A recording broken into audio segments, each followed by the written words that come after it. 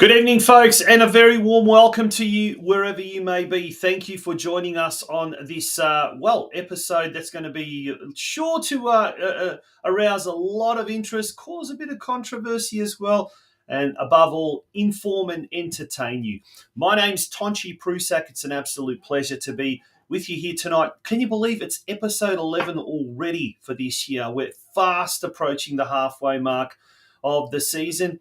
We always said we wanted to get 25 episodes done, and thanks to our major sponsor, the Gordon, we are certainly going to see 25 episodes, but we'd love to get up to maybe even 30 because that will take us through to the end of September. Folks, we've got a huge show tonight, as I say every week, but this week I am not joking. I seriously am not joking. We're lucky in the Geelong region, particularly our juniors, to be exposed, I guess, to some great coaches. And, one of those coaches are also one of our sponsors, and that's Curva Coaching Geelong. We don't hide from that fact.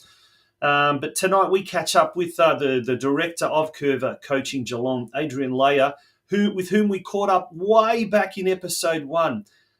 Adrian, former Socceroo and a Melbourne Victory legend, has just returned from a study tour to England. And when I say study tour, well, he spent the entire day catching up with the legendary Big Ange Postecoglou, and his assistant Mila Jedinak, the two Aussies at EPL giants Tottenham Hotspur.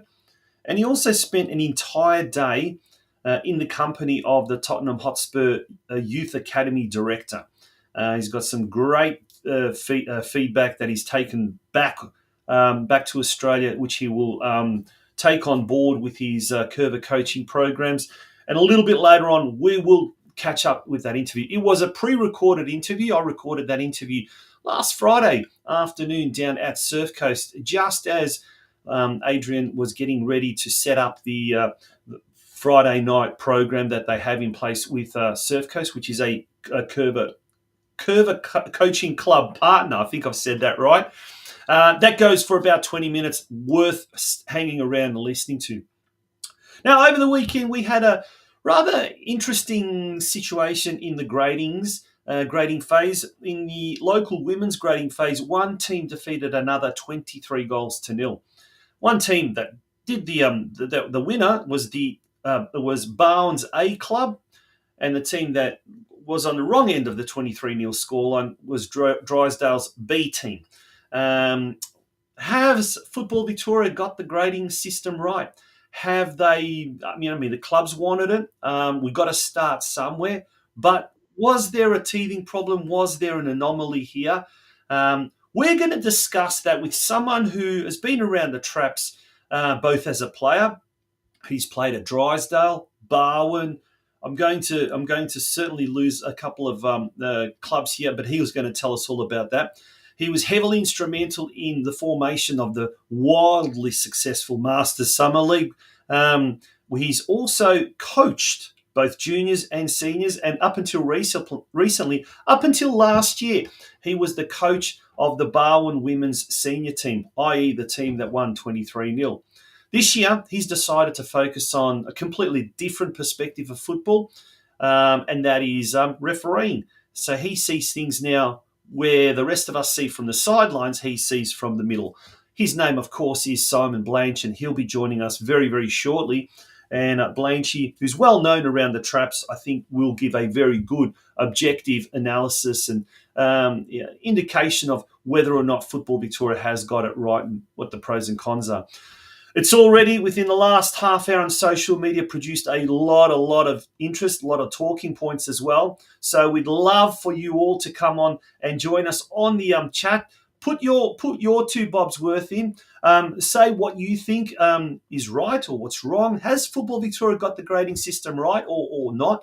And please be civilised. We don't want no insults, and we certainly do not want any swearing. Folks, we're going to have a very short break. When we return, it's the news desk. Then we'll have Simon Blanche joining us, and then after that, Adrian Leyer. Folks, don't go away. Your future is in your hands. There is a whole world waiting for you, and your choices determine how you will impact it. At the Gordon, we recognise this. That's why we champion hands-on learning. Get your hands dirty. Grab what's in front of you.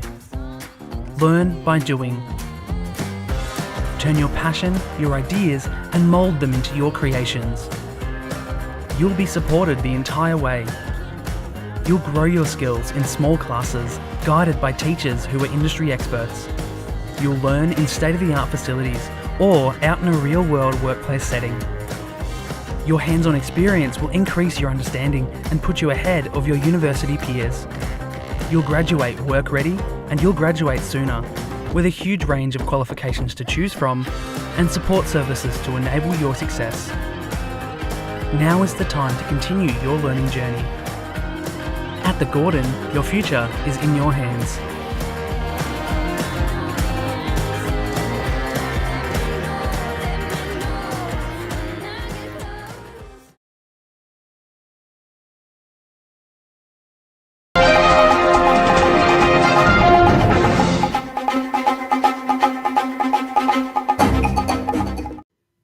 Welcome back to the Geelong Region Soccer Show. Time now for the news desk. Well, over the weekend we had a whole round of matches being played throughout the region, all over the region, and one thing had a common denominator. Apart from the love of the round ball code, apart from the love for the world game, there was also the love for all of our mothers, as it was Mother's Day. And it was great to see a whole heap of clubs earlier today on social media putting up different posts, a whole heap of different posts, and that was really good to see. Some of those posts included, like Corio Soccer Club, Ocean Grove Soccer Club, the newly one, and you see these photos, they're becoming more and more prevalent, clubs starting to put photos on Mother's Day and Father's Day as well, of their respective mothers, and even the boys who didn't have their mothers present for whatever reason, they get part of the photo as well. And that's great to see because they are all part of the team as well. Then clubs had their own interesting and innovative ways of some beautiful designs. I think Canva is certainly getting the Canva Illustrator app is getting a very good workover. But there's two very, very nice screenshots of posts, social media posts by Armstrong United on the left, Lara United on the right. We also had others, Barwon Soccer Club on the left, Geelong Soccer Club on the right, and last but certainly not least, FC Leopold there on the left, and the Deakin Ducks on the right. These are by no means all of the posts, because we wouldn't be able to put all the posts in, no doubt, because there's just so many to do. But it's great to see mums getting a real recognition, and when we were in the midst of Female Football Week as well. But then some of the clubs were very, very innovative, such as Geelong Rangers. Let's see what they did. Me, where do I know Lawson? Happy Mother's Day. Happy Mother's Day. Happy Mother's Day. Happy Mother's Day. Happy Mother's Day. Happy Mother's Day. Happy Mother's Day. Happy Mother's Day. Brilliant stuff there. And, well, the North Geelong under-15 boys even went one step further by not only did they walk with their mothers out onto the field, I guess the mums were like mascots or ball boys or ball girls, whatever you call it, but they also, after the game, the boys made sure that the mums came into the inner sanctum of the dressing room and sang the theme song afterwards. If there's any little kids watching, there is one word that mentions that's a little bit, you might want to block your ears, but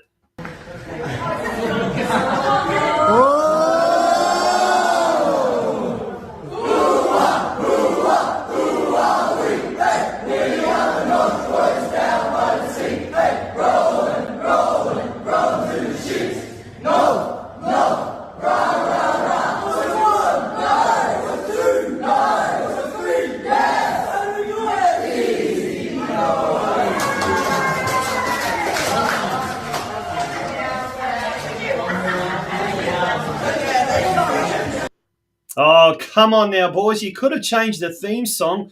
We are the North boys and mums, at least for Mother's Day. But great to see. And what beautiful weather. Have we not had some of the most fantastic autumn weather over the last few weeks? Certainly no excuse not to get out and about and enjoy local community football.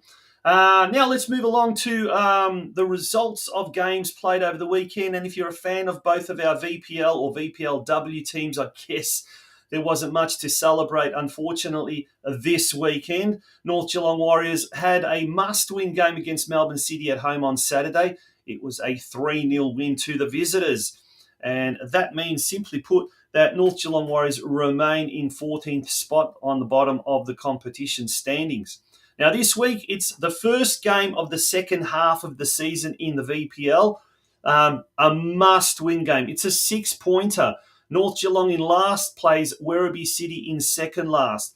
That game this Saturday, Alco Park at 3 p.m, round 14 fixture.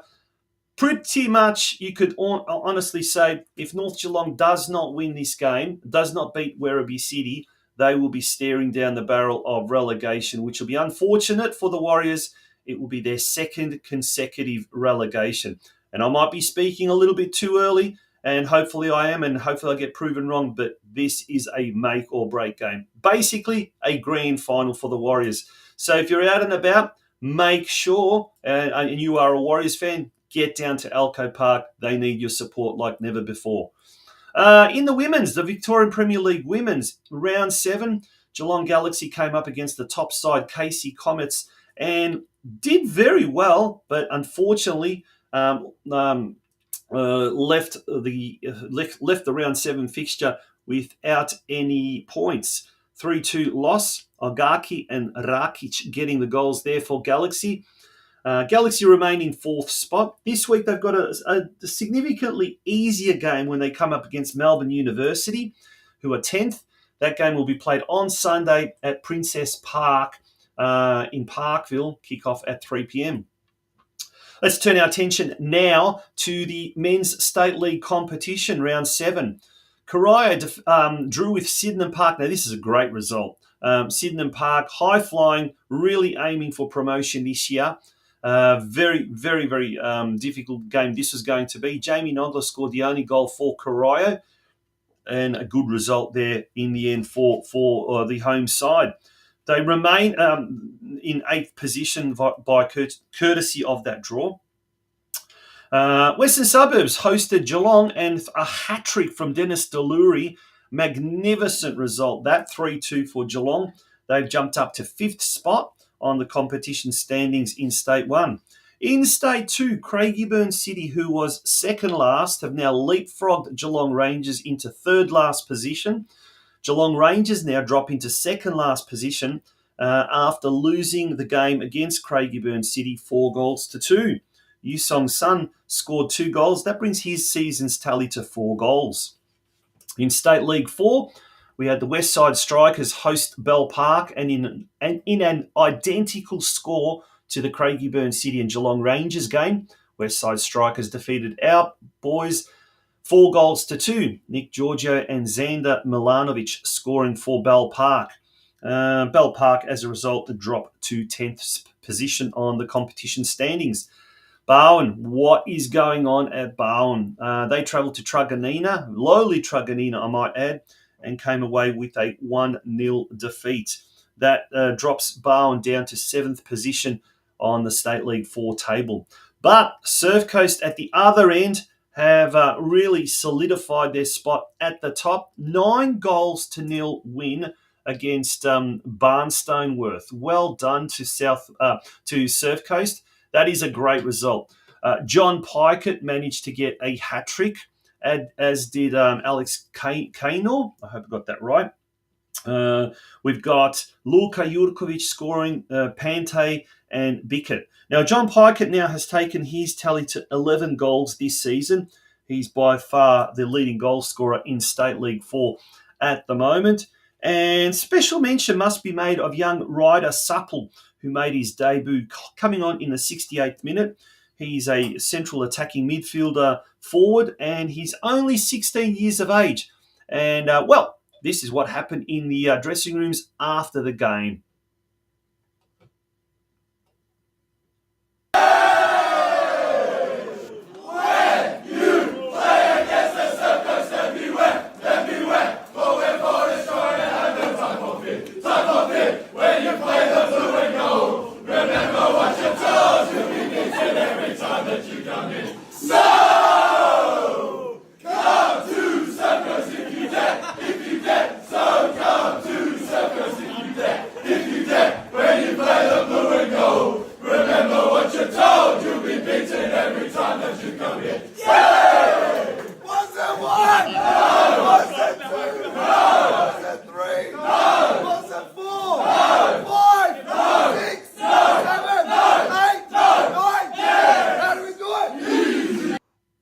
There you go. Celebration in the Surf Coast rooms after the game. Congratulations to young 16-year-old Ryder Supple coming on in 68th minute. Wow, how good is that? Coming on for your debut and being part of a 9-0 scoreline. A big shout out to Joey Giacomazzo, who corrects me and says Quaynor is how you say his name, Alex Quaynor. Thank you, Joey G. Really appreciate that. Getting back to the results of the State League then, we turn our attention now to State League 5. Lara United made it 7 goals from 7 matches, defeating the very difficult and vastly improved ETA Buffalo 6-0. Tristan McGrath scoring 4 goals. He had 5. He scored a 5th one, but that was disallowed. Nonetheless, 4 goals takes his season's tally to 9 goals for the season. And you guessed it, he is at the moment the leading goal scorer of State League 5. Tristan's brother Connor managed to get 1 goal as well, and Trinity Marniso also scored a goal. He's scored 6 now for the season. Ocean Grove coming up against Bendigo City at Shell Road Reserve. Unfortunately for the locals, Bendigo City ran out 5-2 winners for Veta and Jester scoring his 2nd goal in as many weeks. And Tana United hosted Deakin Ducks. The result there was an emphatic 5-0 win for the Ducks. Sam Wyeth scoring 2 goals, Kalimbi scoring 1, Van Bergeek 1, and Luke Dull as well scoring 1 goal as well. Sam Wyeth, he scored 6 goals this season, includes 2 braces in the last 2 weeks, and Kalimbi also has got 6 goals for the season. Well done. All right, we're turning our attention now to the men's fixtures this week, and then we're going to look at the women's competitions. Brimbank Stallions hosting Corio, so it's a battle of 7th versus 8th. That's at Italia Sporting Complex in Brimbank on Saturday. Geelong 5th hosting Upfield 10th. That's at Stead Park, 6 p.m. on Saturday night. Rangers hosting Hume United. It's 11th versus 8th at Myers Reserve. And then let's look at State League 4. This is going to be containing probably the game of the season. Bell Park 10th, host Balmoral, who are in 8th. Melton Phoenix, who are in 3rd, taking on Barwon, who are in 7th. But then the big one is going to happen at Green Gully Reserve at 3 p.m. Keilor Wolves, who are 2nd and 2 points behind Surf Coast, they take on Surf Coast. Should be a cracker of a game. And we're not putting too much pressure on the lads from Bunyal Warri Reserve, but if Surf Coast can defeat Keilor Wolves, they will open up a significant 5-point gap at the top of the competition standings. Friday night in State League 5 action, Lara Recreation Reserve comes alive at 8:30 p.m. when Lara United hosts Wyndham. That game is round 8 fixture. Sorry, ETA Buffalo, who are in 4th position, taking on the Deakin Ducks, who are in 2nd. That's a Delahaye Reserve at 3 p.m. And then Ocean Grove hosting Spring Hills. So it's a battle of 9th versus the 5th based teams. So that's going to be pretty. I'll tell you what, pretty exciting. That's for sure. We're going to take Are we going to take a very short break? We are going to take a very short break. When we return, we're going to be looking at the Women's State League competition. Don't go away.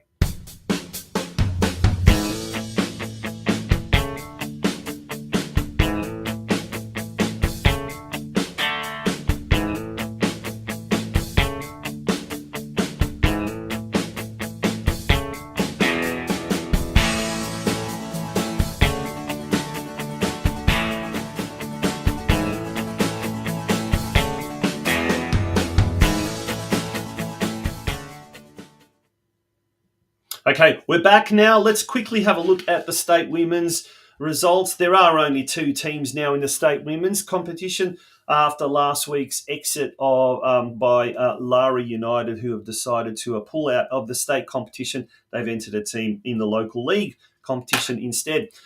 North Geelong Warriors defeated Ballarat City 2-0. Julia Akmacic, and we believe an own goal. Apologies if it wasn't the case, because Football Victoria's online scoring platform, I think, needs a serious overhaul, and everyone says that week in, week out. Anyway, a good win to the Warriors there in round 4 of State League 1. In State League 2, Geelong Rangers recorded a 3-0 win over Greenvale United as a result of a forfeit. So that means this weekend, the North Geelong Warriors travel to Avenger Park to take on the top-placed Avondale FC, who have played 4 games and 4 wins this round 5 fixture. Crucial game for the Warriors. It's going to be a tough one, but it'll certainly show where they are as far as their promotion hopes are concerned. In State League 2, Geelong Rangers have an equally tough game against second-placed Westgate, who are also undefeated. That game kicks off at Myers Reserve at 1 p.m. And that brings us to the end of the news desk. Folks, if you'd like to join Bell Park, Geelong Rangers and Barwon as well, they are the clubs that have sponsored an episode this year.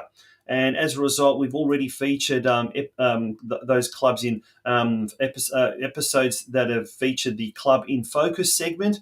And with Bell Park and with Barwon, we'll be also having second episodes, because they've sponsored 2 episodes later this year sometime. So why not get your club featured? And it could be a new committee. Maybe it's something that's happening behind the scenes. You may have an increase in the juniors, and you want to promote or publicise something that's positive happening at your club. Don't be like one of the club presidents recently I spoke to, who just didn't want a really good piece of news publicised. I don't know why, for whatever reason, but we in a city where we are dominated by AFL and dominated by other sports as well, we really need to publicise as much as possible all the good things that are happening in our sport. And often than not, we always find that we hear about the bad things, not the good things. Well, here's an opportunity to promote your club and also do something good and sponsor an episode of the Geelong Region Soccer Show podcast. Support the show that supports your sport. Folks, like I said, don't go away. We're going to have a very, very short break, an ad break. And when we return, it'll be time for our very, very first guest, and that will be Simon Blanche, who's a former footballer, former coach, and is now a referee. And he'll tell us all about his thoughts on the local league's grading competition. Don't go away.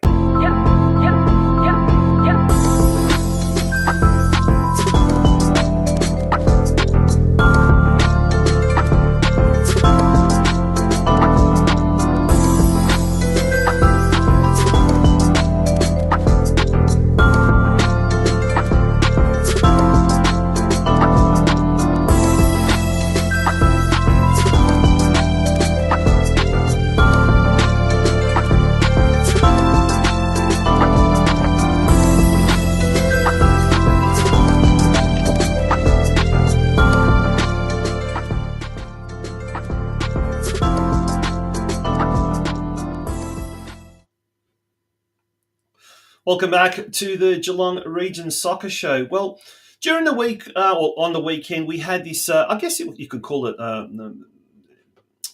anomaly.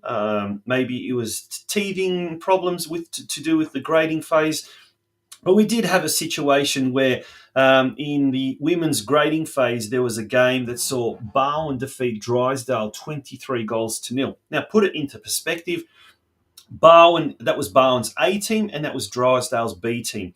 The Drysdale B team consisted of largely 15, 16-year-old girls playing their first year of senior football. And they ought to be commended. Too many times we sort of try and mollycoddle players, especially at senior level. And even though it is a social competition here locally, 15-year-old girls playing senior football, that means they must be pretty good and they want to go places. And they got to learn, and just like boys, they got to learn resilience. And even in the face of adversity and results like this, I think this is where you learn. You don't learn from beating teams 10-0, 15-0. You learn from actually losing games like this. And what is it? And even feeling the humiliation, I guess, never wanting to repeat that, you'll learn. And it does make you stronger. It does make you more resilient. And I guess we don't have enough of that in Australian football. But anyway, that's my take on it. And someone who has got a much, much better understanding of the local competition and the local scene is a former player. He's a former coach, senior coach as well, senior women's coach at that. And these days, he looks at things from a different perspective, not from the sidelines, but from right in the middle as a referee. It's an absolute pleasure to welcome to the Geelong Region Soccer Show. Should I say welcome back to the Geelong Region Soccer Show, Simon Blanche. Blanchy, good evening, and how are you? And welcome back to the Geelong Region Soccer Show. Good evening, Tonchi. I'm very well, thank you. Well, mate, great to have you joining us. I hear you're out of town, in fact, on work, but you still managed to find some time to come and jump on the Geelong Region Soccer Show podcast. I'm currently working away in Warrnambool for a couple of days, but happy to come on the show. Yeah. Now, mate, there was a bit of, let's not call backlash. There was a bit of feedback happening on social media with and dare I say, I don't even know if Barwon actually ended up having to pull the post about the match result. But it's a bit strange because let's be honest. And you were coach of the senior women's team at Barwon last year. I mean, Barwon, as do all clubs, win, lose or draw, they always put the posts up of what the team happened on the weekend. That's always been the case at Barwon. They've always put their posts up of their results. It's something that they always do. They're proud of the teams that they have on the pitch. But I do get the animosity towards the result. And it's not an animosity towards Barwon putting the actual post up, I don't believe. I think it's a lot to do with the FFV not getting it right in Geelong specifically with women's football. They had a fantastic opportunity with the Women's World Cup last year to really go hard and really support the women's football in Geelong. I think they got it wrong. I think last year's grading was half a season. Then after that half a season, they literally wiped off the results, all the goal standings, all that sort of stuff from the first half of the season. So if you had a stellar first half of the season, got injured, and then didn't score another goal, it wouldn't really actually sort of get the actual details of that season, which was really disappointing as a coach. But as a player, you don't want to play in a game where it's 23-0. As a player that's on the sort of worse end of that, I don't want to see girls and actually sort of people lose interest in the game because of a result like that. Yeah. I wanted to make it. It wasn't that long ago. It was Women in Football Week. And I think I just want to give you a bit of a stat. Female coaches are up 70% this year. I think female refs are up 180% this year. That's amazing, isn't it? That is an astounding figure. We'll talk about the refs a little bit later. It just shows how many women and girls are interested in playing and taking part in local football or soccer. And I think that the FFV for so long have seen Geelong as the sort of forgotten cousin. It's just, we'll take the money from Geelong, but we're not going to invest the time and effort into getting it right down here. if you think there's 5 teams locally that have 2 sides, there you go. There's half a league each straight away. But the problem, what they've done this year, instead of listening and actually reaching out to the different sides to say, right, have you got an under 15s that haven't got a league to play in? Because it's not a case of ability, I don't think, Tonchi. Max is quite right in his comment there that literally, unless you play Metro, there is no under 15s league local. Correct, yep. So you don't have an opportunity. As a coach for Barwon last year, I had girls that should have been playing under 15s, under 16s, coming to play in the senior side. When they haven't quite developed, it's quite hard for some of the smaller bodies to sort of get in amongst it. But at the same time, you've got people that have got massive heart, but they're absolutely sort of smaller in stature, but no less ability. But the problem is, if you're not playing in a league that's to your age group, especially when you're at that age, that's very hard to do week in, week out without injuries, without getting hurt.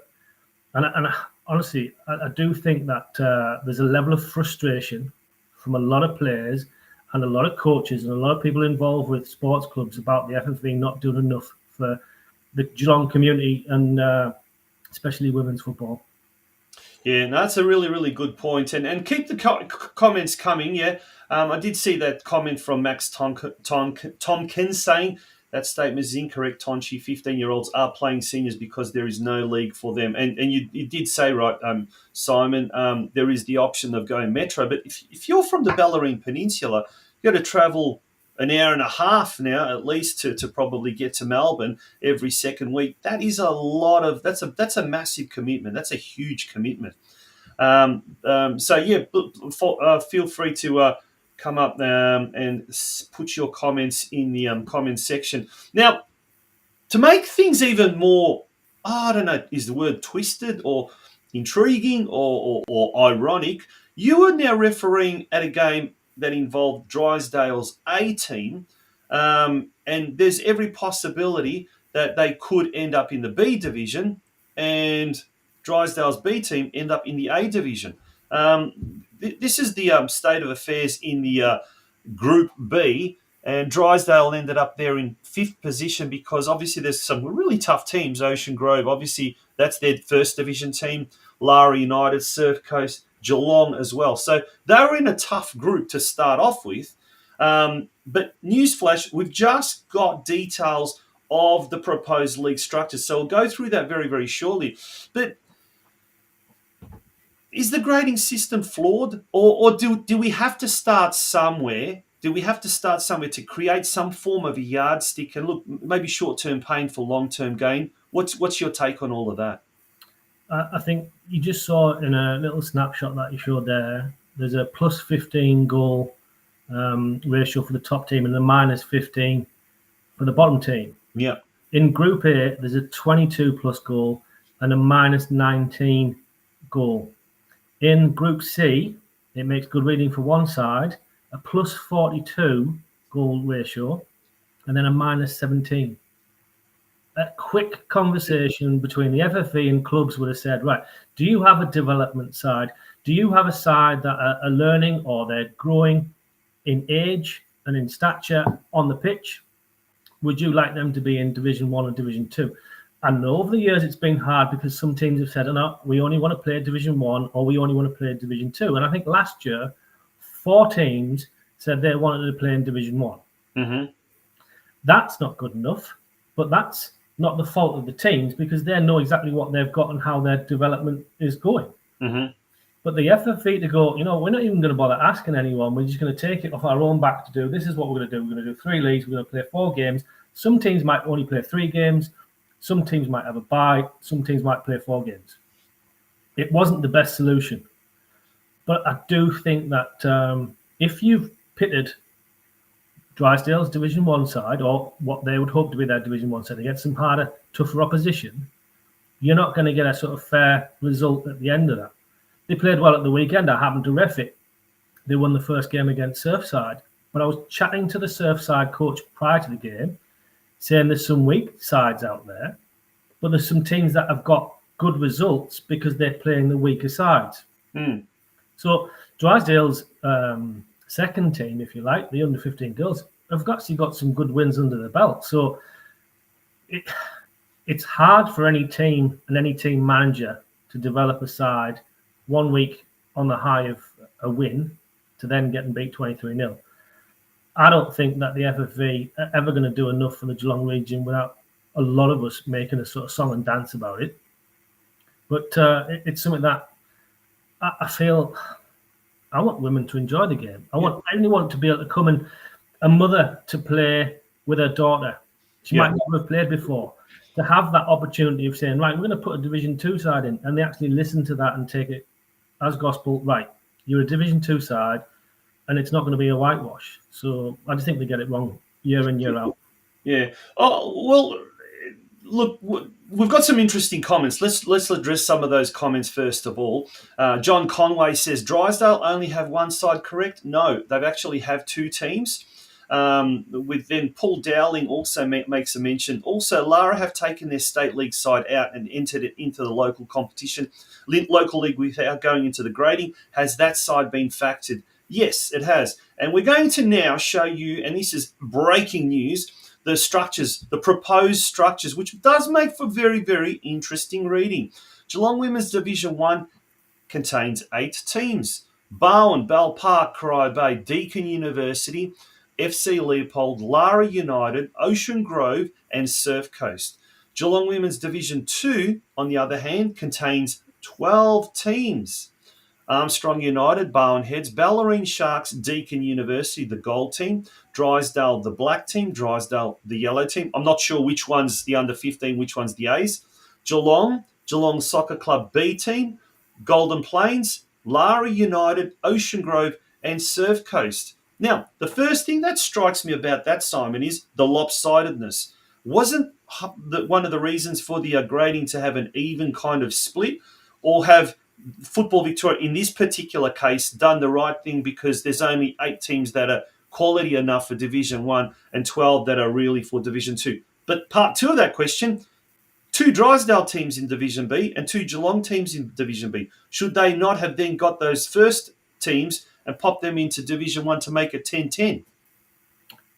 I think, to answer your first question, I don't think I'm going to say out loud that the FFV have got anything right to do with this at all. Yes, it's lopsided.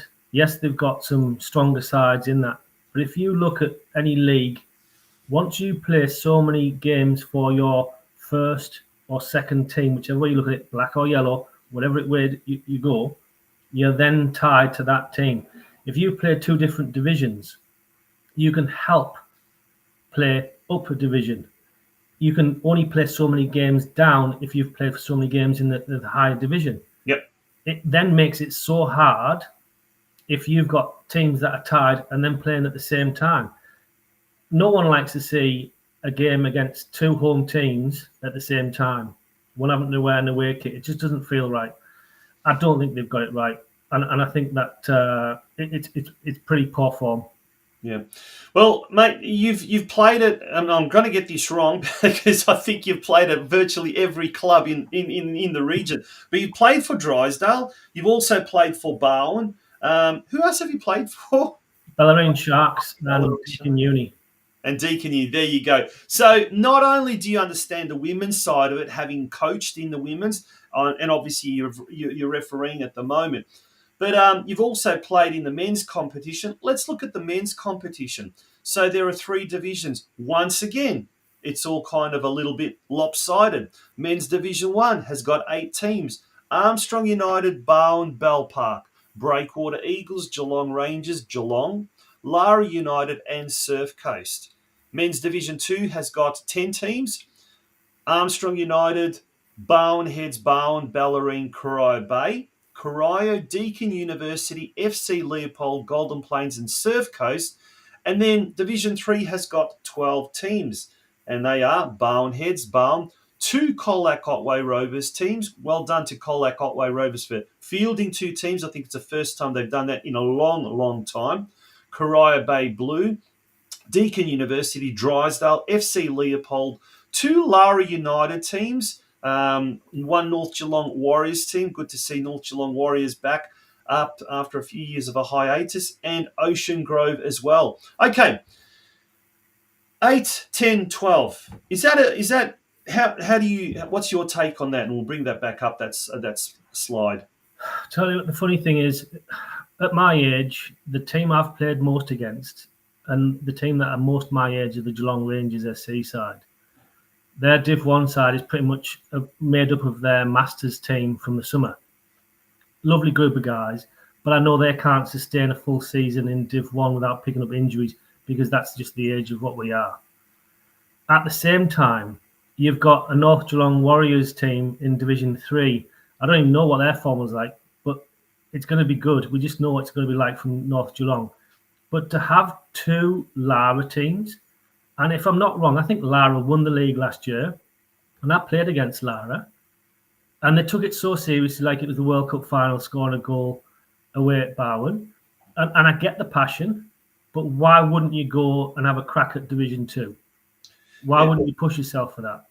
And the funny thing is, Tonchi, is that because I'm around different grounds and I'm around different people, I hear a lot of talk. I'm not saying any of it's true, but people have been saying one club put a function on for players to go to when they should have had a game at home, so they could sort of tank it, so they could actually play a lesser side, so they can get into a lower division.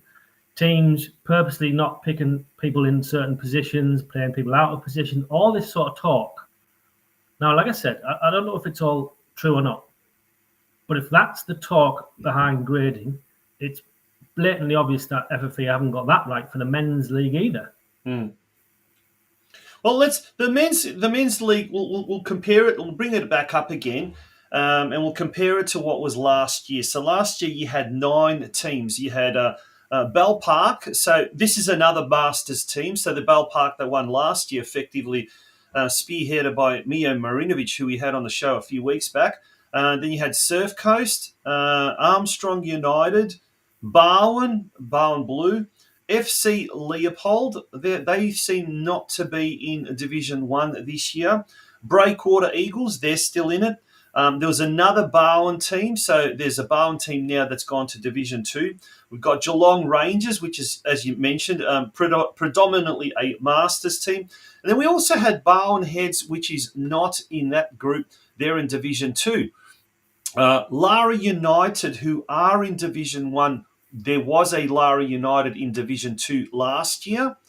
And I am told the North Geelong Warriors team are all basically a bunch of old hacks who are, probably going to get injured before round 1. But knowing those old hacks, they can all play. They can all play, yeah. But as you said, there's 2 Lara teams as well in Division 3. So, look, if anyone is from any of those teams in the watching tonight, please pop it in the comment section. We've got some really good comments happening. Tyler Stevenuta, he's from Breakwater Eagles, he says, completely against the 2024 Geelong rules of competition and the grading schedule. Now, that's an interesting point. Max Tompkins, great to have him on the show tonight because he's very, very active in the chat section. He says, Colac have been stitched up the same way we have in Drysdale Women's. No consulting the clubs. Oh, I'd love to know if anyone from Colac is listening. Bree Telford. I believe Bree's from Barwon, is that right? You would know. Yeah. Yep. She says, what's the rationale behind 4 weeks of grading with random teams when we could use the entire previous 18-game season to determine division placements? Now, Simon, this is interesting because a lot of people that are putting comments are people that are maybe players or just spectators. But we know that the clubs wanted this because the clubs sent their representatives to the Geelong Region Football Committee meetings, and based on that consultation, so the clubs have been consulted. Obviously, Football Victoria Competitions Department have gone away and come up with this. But is there another problem here that club reps that go to these meetings maybe aren't passing on the information down the line to the people that really need to know? Oh, I think you've got some of that. But at the same time, the individuals that go might not get a voice at these meetings as much as another person. One person might go there, be very sort of vocal, very opinionated about what they want for their club. but it might overshadow other clubs. The funny thing for me is that they said they've consulted clubs, but they haven't listened to the clubs. So That's an interesting point. That's an interesting point. Like I say, there's a level of frustration. That's how we started this interview. There's a level of frustration out there. I completely understand it because I've seen it year in, year out. Now, there's a number of frustrations for me, which is why I'm a referee this year. But the problem for me is still, I don't think that the FFE do enough for the Geelong region, and it wouldn't take much for them to come down here and sit with each club. They could actually turn up on a weekend. They wouldn't have to necessarily sit down during the week. They could actually ask people that are actually taking part in these. Now, I think there's a number of teams. Bowen, for instance, had an under-18 side last year. I think Bell Park had there was a number of clubs that instead of having a no under-18s league, they put their teams into Division 2. A couple of those teams did really well. A couple of them helped with guys that are a bit older fitting into those sides. But a lot of those guys aren't playing because the level that they got to last year. So they've been sort of split up or moved around. So those teams aren't in it anymore, or they've been dispersed into the other sort of sides in and around the areas. So it's difficult. But at the same time, I think there's a level of players that are still wanting to play and still enjoy it. There's players that are playing and fighting each week to play at the best level that they possibly can. And then you've pretty much got sides that, like I say, aren't being listened to and just being put into a position without being consulted or listened to. Well, it's certainly a polarizing topic because there's some very, very, opinionated comments in the section. Some of it, they make a lot of sense. Some of it, maybe not. But look, everyone's entitled to their opinion, and I guess this is a good learning process for everyone involved, from Football Victoria and the Football Victoria competitions department. Also for the GRFC, because that's and look, we spoke to Mike McKinstry and Simon Wrench several weeks ago, and look, as part of the better communication strategy, they've embarked on getting a news portal or internet portal set up, and they've conceded themselves. And I know when I was involved in Football Victoria and involved at the GRFC, one of the hardest things was communication. Because you send out the communication and it sometimes doesn't filter down to everyone. And it's very difficult. Even this day, sometimes we've got too much information. But this is definitely something that's quite interesting. I'm sure it won't go away. But Simon, we can talk a lot about this topic. And there's something else I'd love to talk to you about is the refereeing side of things as well, because you're seeing it from a different perspective as well. But we might have to get you on the show at a later date. But we really appreciate your coming on, and if anyone can give us an objective analysis of the situation on the ground, it's someone like yourself. But have you got any last words maybe for the footballing community, both personally and sort of in your role as someone who has been involved with a lot of clubs and continues to do so? Well, just to make a side comment there, I've just seen a comment from Louise Hardy, who was the president of Drysdale. The premise is what was put in place theoretically worked, and the clubs agreed at the time with full knowledge. It's how it played out in practice that tipped it upside down somewhat, and now they've drafted the divisions onwards. So I can completely understand where she's coming from with that, because the clubs would have said, yeah, that's fine, let's make it work. But then the FFV didn't quite make it work, or they haven't quite, again, taken it into account what the clubs wanted to do. Me personally, there's a lot of things that need to improve. One of them, I don't know who Hayley Razzery is, but she just says refs suck. Without referees, it would be a much harder game. I don't know if you've ever refereed a game, Hayley, but I've coached when there's been no referee, and it's so difficult to not have someone that's independent in the middle of the pitch. Last year, being a senior women's coach, 50% of the games that I turned up to as coach, we had no referee at all. So it's just one of those things where there's a lot of improvements that can happen in and around Geelong in the game. I think people have a level of comment and frustration is always going to be around, but we can make that better. Well, there's a couple more comments, and we'll talk a bit more. Tara Woods, I'm not sure where Tara comes from. We won what's this? Well, we won a quarter of our games in grading, or is it 1 out of 4 games in grading? We had one bye and got points for a forfeit. We are named in Division 1. I think there will be a few whitewashes in Division 1 this season if the teams are confirmed. And there we are. We're talking about possibility of tanking. Did that happen? Was that a case of that happening? We don't know, but that's certainly something that could be a case. Mark Lawn, he says promotion didn't work because some teams that were meant to go up had a hissy fit and said no. And I think that's something that we can all agree on. They needed to try something, and this is what we ended up with.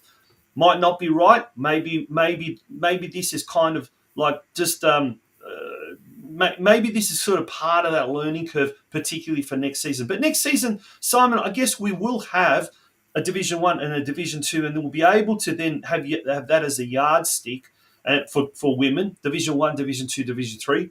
But I guess the argument is we had that last year as well, isn't it?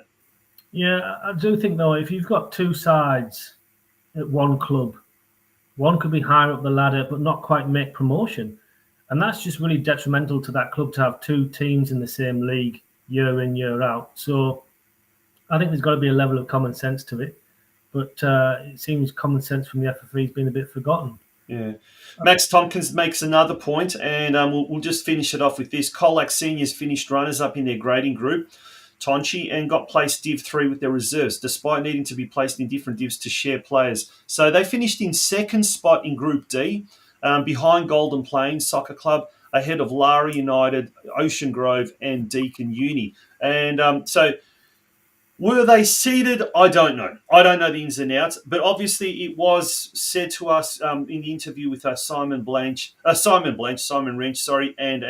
Mike McKinstry that there was not a sort of a first and second goes into Division 1, third and fourth go into Division 2, fifth and sixth go into Division 3. That wasn't the case. It was kind of be weighted against certain criteria or whatever the case may be where they finished last year. I don't know. But, look, we're going to leave it there. Simon, as I said, it's a very, very interesting topic, and we'll see how this is played out. And I'm sure there will be alterations made to those competition structures. I would like to see at the end of the year where those teams place. If they've been moved out of Division 3, if Lara win Division 3, what a farce. Now, I'm not having a go at Lara, but that's just a bit ridiculous if they've come second in their group, won it last year, and haven't been placed in Division 2 this year. That's just an absolute joke.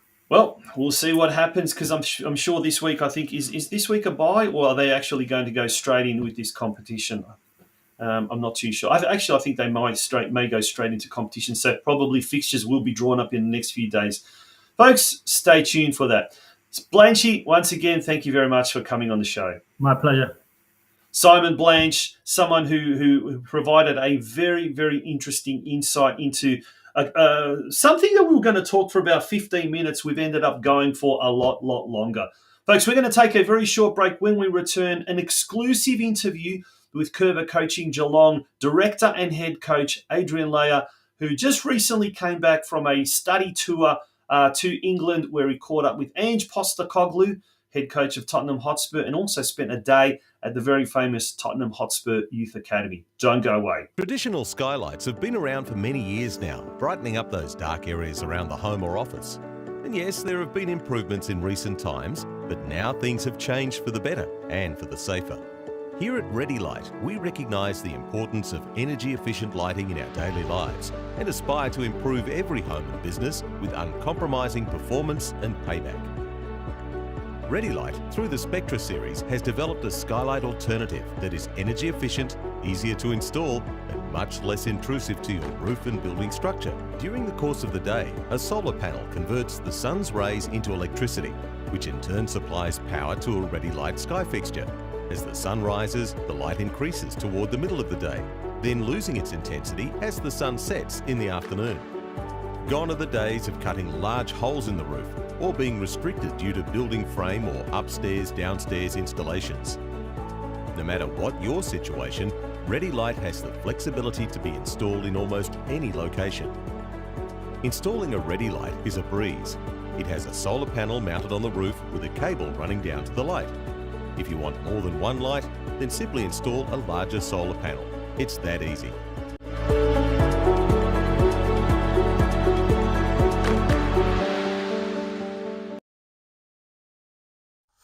Welcome back to the Geelong Region Soccer Show.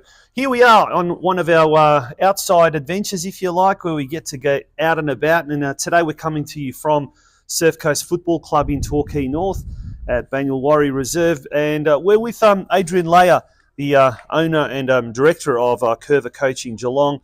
You're getting ready for one of your Friday night partner club sessions here with Curva. Mate, it's been 3 months since we almost last spoke. That was way back, episode 1. How you been since? Good, been good. And yourself, you been well?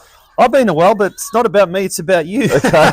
Curva's going great guns in Geelong. The Performance Academy is up and running. It's now into term 2. You've just had a very, very successful school holiday program. You must be pretty happy with things the way they're going at the moment. Yeah, I am. It's been a great few months, and 3 months has gone super quick. We've been busy. There's been plenty going on, but as you sort of said, the Performance Academy is, it's well on its way now. We're starting to see some really good progress in a lot of the kids, which for me is what it's all about.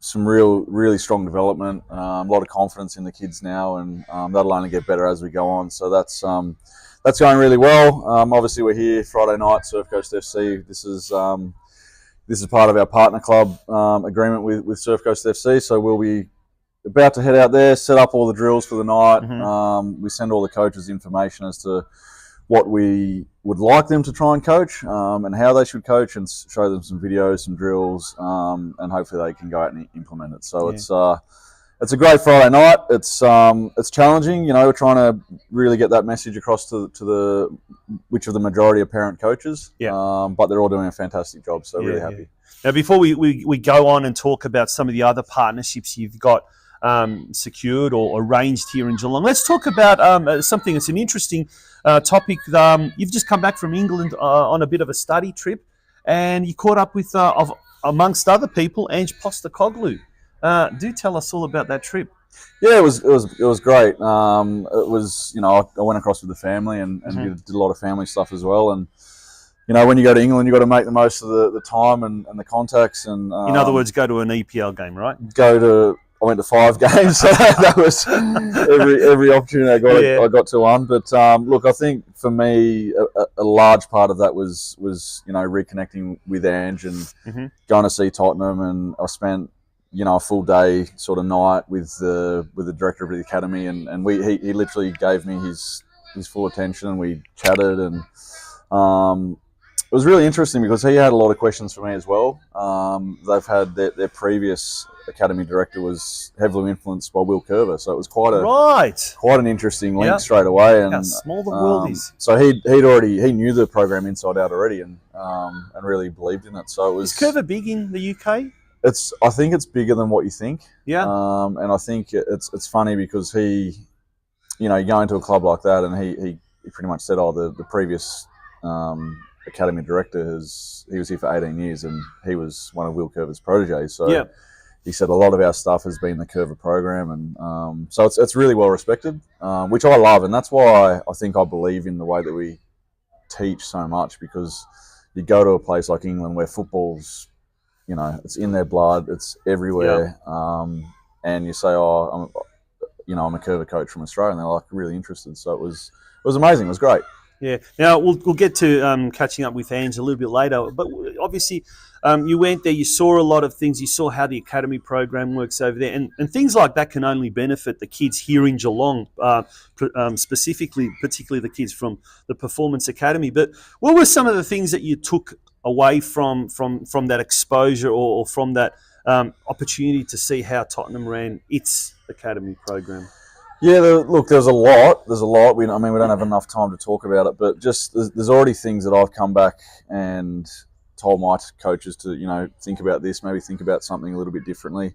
One of the biggest things I took out of it was how they stretch their kids and really try and expose them to a higher level. Then they bring them back, and then they drop them down a little bit to give them their confidence again. So that that side of things was really interesting for me. And I've already made a couple of adjustments in terms of particularly our performance academy. Mm-hmm.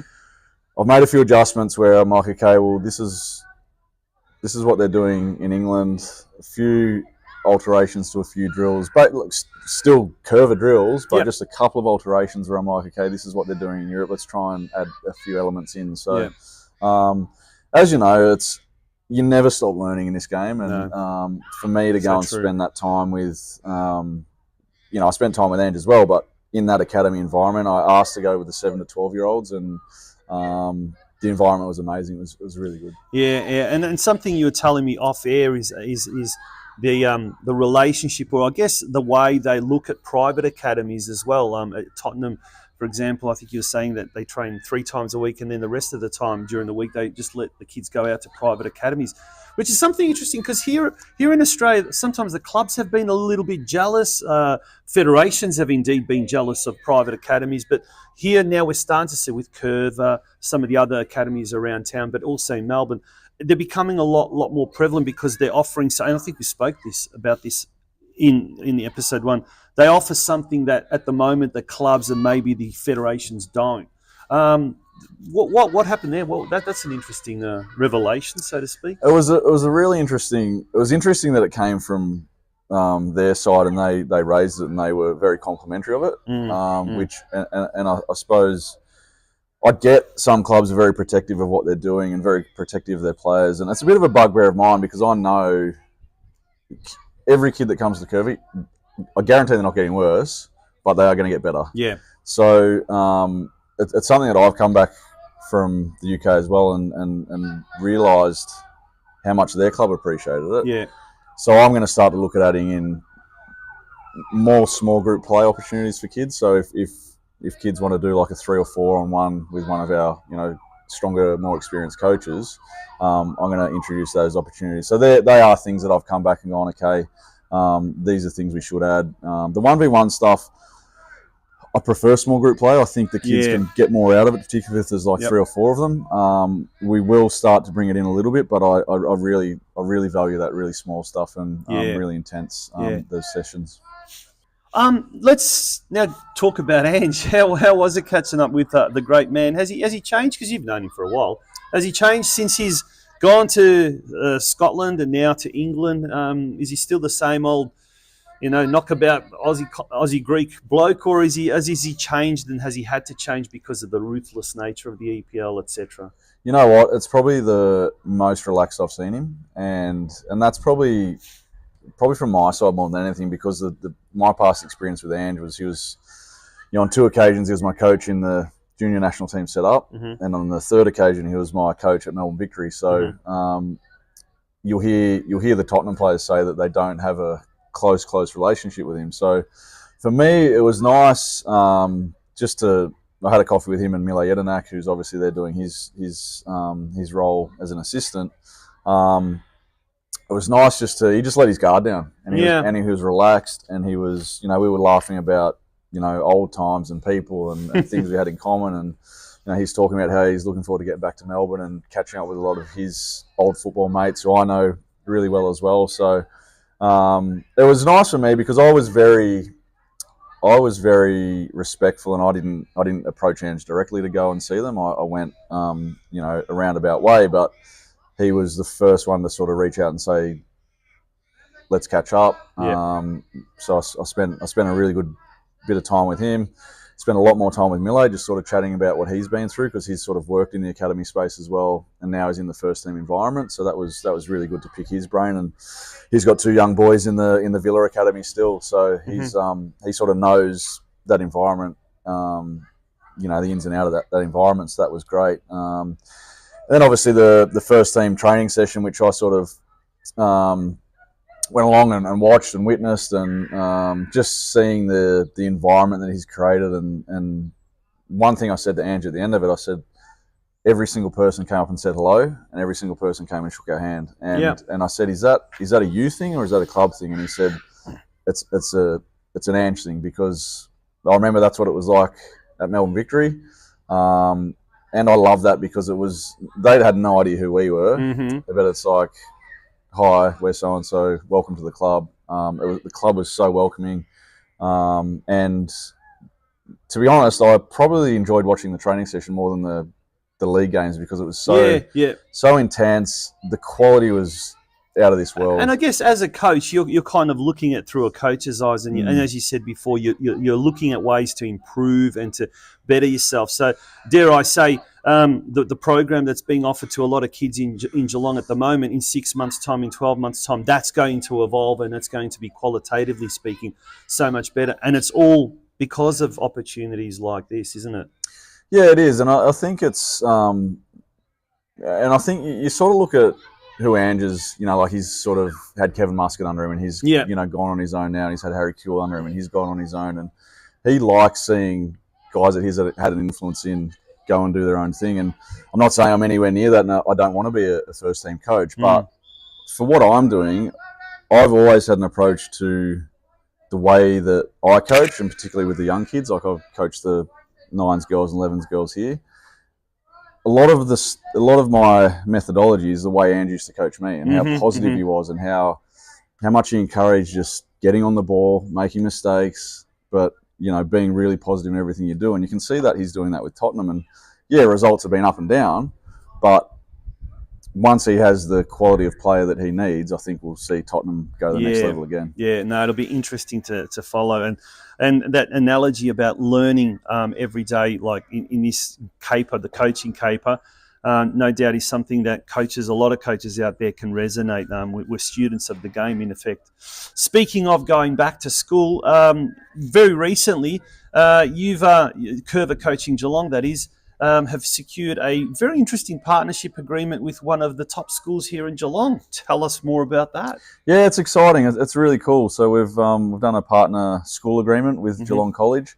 So basically what we're doing, we're going and assisting with their soccer program, overseeing all their training sessions, running all their training sessions, and then trying to help the teachers understand, what we do and why we do it, and giving them some guidance for the weekend games and things like that. So it's a big job. It's probably, even already since the agreement was put in place and the number of kids we expected, we've probably had to add sort of 20 or 30 more players. Oh, really? So it's already gone. It's already grown a lot.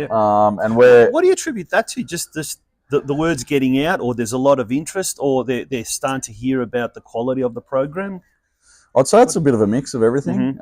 We in my experience, we'd already coached a lot of those kids through our holiday camps or through our weekly programs, and it might be helping with, someone might be split between, netball and soccer. So they're going, okay, I'm going to go to soccer now because I know the Curva coaches and that we know it's a good program. So I think that's playing a part. But look, it's really exciting. And the biggest thing for me, initially the discussion with the school was more around the top end, the senior senior kids. But I've really wanted to go and say, no, I want to go all the way down and really try and, influence those kids sort of 4, 5, 6, year 4, 5, 6, and try and bring them through to play soccer. Yeah. So is it purely kind of a coaching clinic type setup, or do you actually look after some of the teams competing in the school sports leagues and things like that, APS or whatever it's called? Yeah, we look at we set them up for the weekend games basically. So we help their coaches, and we, part of it will be educating their teachers, and whether they're soccer teachers or any. I think the Curva method and the way that we teach is it's a little bit unique, and I think giving them those tools to go and implement that stuff, and obviously the training sessions, they're heavily Curva based, and we just offer our support to the teachers for the weekend and all that. I mean, it's an interesting space, isn't it? Like, you look at Geelong Grammar, Geelong College have often had soccer teams and engaged external coaches. A lot of coaches in the Geelong region will have coached either at Grammar or college and made a small part-time gig out of it. But in recent times, we've seen St Joseph's adopt the Liverpool Football Academy, obviously Western Heights with their specialist program. I think North Geelong Secondary College for years have had some sort of a thing. It's becoming kind of a bit more prevalent, isn't it? And I guess it provides the opportunities for coaches like yourself to be able to now not just coach in the evenings and on weekends, but during the day as well. Must be exciting times that football's really, really becoming kind of spread out into the mainstream. Yeah, and I think that's the biggest thing, because if you look at particularly school sport, AFL football has traditionally been the biggest sport. Yeah. And I look at the Geelong College football program and I can see so much potential in it. And I think the other schools are all starting to go, hey, this game's here to stay, and the girls are loving the round ball game, and more, the participation numbers are huge. So why shouldn't we be investing in football? And it's great for the game in the region, because the kids are getting really strong touch points through their school, at their club. Mm-hmm. Additional programs like what we run. So the more quality they can get access to, I think it's going to improve the game on a whole in the region. And ultimately, that's why we're here. If we can produce kids who are, and even if it's a club football game on the weekend and the quality is better than what it has been, Yes. Yep. then for me, I walk around now and I see Surf Coast under 9s or under 11s playing, and they're playing at a really decent standard. Yeah. And I've never seen that before. So I'm going, okay, well, we're having an impact. It's good. Fantastic, mate. What's the future hold for yourself and Curva Coaching? The next 12 months. Where would you like to see coaching in Geelong in general go? As far as like, where would you like to sort of see it evolve? In what facet, I suppose? Yeah, look, I think it's for me. There's only so many kids that you can have access to, and there's so many kids out there, and that's why even the approach I have, it's okay. There's these other programs out there. All I'm focusing on is my program, how I can make it the best I can do, and that's it. It's I try and offer to certain clubs, and I've been in touch with a lot of clubs, and okay, can we support you? Can we get involved a little bit more? Because the coolest thing at the moment is that the proof's in the pudding, and the kids are now getting noticed. Yeah. And it's going, oh, where are you training? Oh, you're at Curva. Oh, I'm going to go and do Curva. So for me, that's where we're having a real impact. In terms of the coach education stuff, we've done a couple of courses. We've done a course at Surf Coast. Obviously, that's part of the partner club agreement. So we had a heap of coaches in doing that, and we'll run 3 or 4 more during the year with them. Yep. We've done one out at Surfside. We've done one at Nor Lane. Oh, they're called Ocean Grove. Ocean Grove. Sorry. So we did one out at there at the start of the year. We've done one at Nor Lane, and then for me it'll be doing the Youth Diploma 1. That's my next target here, which is I'll bring the Curva Australia TD to run on that, because he's got 20 years knowledge with Curva. He explains it really, really well, and honestly, if I did one of those courses a week, you'd pick up something new every week, and you just absorb what he says. So that's something that I'll do down the track. But to be honest, Tonch, we're that busy. It's kind of just trying to find that time to plan, and we'll have some exciting plans. I've got a few good ideas, particularly in the off season. Yeah, mate. Well, it's great to see. These days, when you talk to someone, they say it's so busy. Weeks and months are flashing by. It's usually kind of said in a regretful way, but I guess in our industry, when we say we're very, very busy, it means that there's a demand for it, and ultimately, if there's a demand for it and we can fulfil even a small part of that, it's quite rewarding. So, mate, thanks for joining us on the show, and we certainly look forward to hearing more about Curva Coaching Geelong in the upcoming months as well. Thanks, Tonch, and thanks for always supporting us too. Good on you. Welcome back to the Geelong Region Soccer Show. We're almost out of time today. A little bit of sad. I really have to bring this up. Max Tompkins has got a red card, straight red card. You can have your opinions, you can have your suggestions, you can have your comments, and at the end of the day, you're totally entitled to that. That's fine. But to actually attack this forum and this show and its presenter or anyone associated with this, without the Geelong Region Soccer Show, without our efforts, without our endeavours, there would be no forum. That's plain and simple. Now, we may only have a few hundred people that tune in each week, or maybe 1,000, depending on what it is. But we always complain about the lack of publicity in this city. We complain about our sport not being publicised. It's bad enough that there are certain clubs that just don't want to let the world know some of the positive things happening at their club, and they quite honestly kind of ignore comments or approaches from various sections of the media. But when you actually have someone attacking one of these few institutions left It really, really is pretty darn insulting. So, mate, red card. Don't want to know about you. For the rest of you, thank you so much for being a part of this show. It was a very, very polarizing show. That's a topic that's just not going to go away. And look, we're never going to reach our full potential as a sport if we, as a sport, and supporters, players, coaches, administrators, rivals, this and that, whatever, if we just within ourselves, within the sport itself, just start attacking everything. We need to look for ways, and we need to look for tangible ways that we are going to improve every element, every facet of this.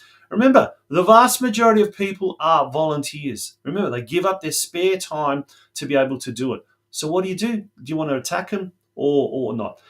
On that note, we're going to take. I want to really thank the advertisers and the sponsors. And yes, Veshko Bigovic, that's right. They're the ones that provide the funding. Because you know what? If there was no money, would your club, if it didn't get money from governments or from various sponsors, or even from the kids and the players providing registration fee, would you have a club to go to each week? I don't think so. So thank you to Gordon Tafe College. Fantastic for that they're supporting us in a major sponsorship way. To Curva Coaching, Highland Turf Sales, and Scots Coast Skylights, who did a fantastic job coming on board today as well. So on that note, thank you for those who have joined us, and we really appreciate that. Until next Monday night, my name is Tonshi Prusak, and instead of switching off, I have to get ready for another podcast tomorrow night. Good night. As the first solar tube skylight installer in Victoria, Scots Coast Skylighting has nearly 30 years of experience and offers a variety of services including custom-made skylights, high-quality Velux skylights, and a variety of solar tube daylighting systems. The benefits of having the skylight in your home are many. They let natural light into your space, and with that light comes solar heat, improving your mood and even helping with performance in workplaces. Plus, heating your home with sunlight can save on heating costs during the chilly seasons. Cosmetic changes like skylights can add equity into your home, and, similar to adding mirrors on the walls, skylights can make a room feel bigger and more spacious. It's about time you enjoyed all these benefits plus more.